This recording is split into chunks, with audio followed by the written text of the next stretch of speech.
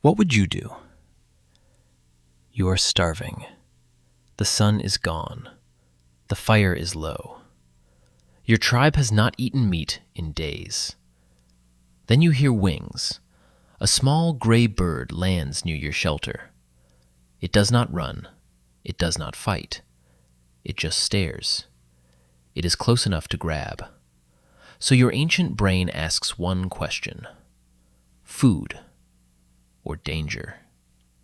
Today, that same bird stands beside your shoe. It pecks at a greasy fry. It walks through dust. It sleeps under bridges. And most people feel disgust, not hunger. But here is the strange part. Your ancestors did not think this way. For thousands of years, humans ate pigeons. They raised them. They protected them. They built towers for them. They carried them across empires. They trusted them with messages during war. And sometimes they roasted them for dinner. So the real question is not simple. It is not, why do humans not eat pigeons?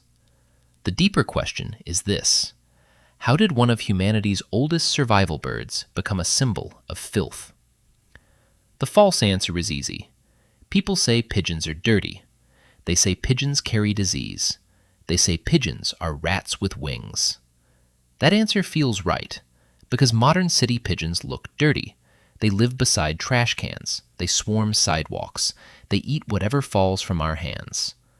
But that is only the first layer, because humans have always eaten animals that live near dirt. Chickens scratch through mud. Pigs roll in waste. Fish swim through polluted rivers. Cows stand in fields filled with manure. And humans still eat them. So dirt alone cannot explain it. Disease cannot explain it either. Chickens can carry salmonella. Pigs can carry viruses. Wild animals can carry parasites. Yet humans still hunted them, farmed them, cooked them, shared them. The ancient human mind was never asking if an animal looked perfect. It was asking something deeper. Can this animal be controlled? Can it be trusted? Can it be turned into survival? That is where the pigeon story begins. Long before cities, long before sidewalks, long before electric wires, there was the rock dove. It lived on cliffs. It nested on stone ledges. It survived wind, rain, predators, and hunger. Its world was vertical, hard, dangerous. Then humans arrived. Ancient people noticed something. These birds returned home, again and again, even when they flew far away, even when they were carried across long distances. They came back. To an ancient human, this was not cute. It was powerful. A bird that returned home was useful. A bird that nested near people was useful. A bird that laid eggs near shelters was useful. A bird that could be raised in numbers was survival. So humans brought pigeons closer. They built spaces for them. They fed them grain. They took their eggs. They ate their young. They used their droppings as fertilizer. Nothing was wasted. In a prehistoric world, that mattered. Every animal had to earn its place. The dog warned the camp. The goat gave milk. The sheep gave wool. The chicken gave eggs. The pigeon gave meat. And later, it gave something even more valuable: information. For most of human history, distance was terrifying. If a hunting party left camp, they vanished. If an army crossed a mountain, news disappeared. If a city was under attack, help might never arrive. Humans were trapped by silence. Then the pigeon broke that silence. Because the pigeon could come home. Ancient humans did not understand magnets.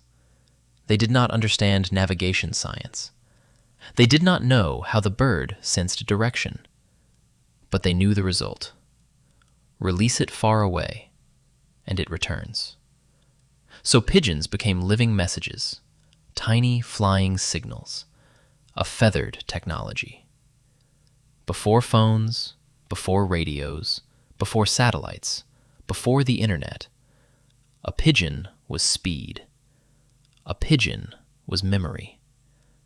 A pigeon was a message with wings. Armies used them. Kings used them. Merchants used them. Cities used them. For humans trying to survive chaos, that mattered. A warning could save a village. A message could save soldiers. A note could change a battle. So the pigeon was not worthless. It was not vermin. It was a survival tool. This is why ancient civilizations raised them seriously. Egyptians kept pigeons. Romans bred pigeons. Medieval Europeans built dovecotes for pigeons. These were not random birdhouses. They were food towers, protein banks, status symbols. If you owned pigeons, you owned a steady supply of meat. You owned fertility for your fields. You owned a tiny army of returning wings. For ordinary people, meat was rare. Hunting was risky. Large animals were expensive. But a pigeon was small, fast breeding, easy to keep, and useful. The young pigeon was called squab, soft, tender, raised on grain, killed before it grew tough. It was not street food for the desperate. It was often elite food, a delicacy, a sign of land, power, and control. That is the key word: control. Humans do not only eat animals. They eat systems. They eat animals that have been pulled into order. A chicken on a farm feels like food. A chicken digging through a sewer would feel different. A pig in a butcher shop feels like food. A pig eating trash outside your house would feel different. A pigeon in a clean dovecote once felt like food. A pigeon under a bridge feels like contamination. The bird did not change. The story around the bird changed. And humans are story-driven animals.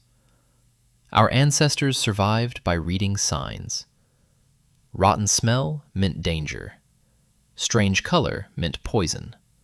Sick animal meant risk. Dirty water meant death. Disgust was not weakness. Disgust was protection. It kept ancient humans alive.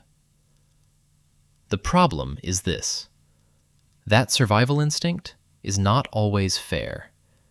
It does not study biology. It does not read research.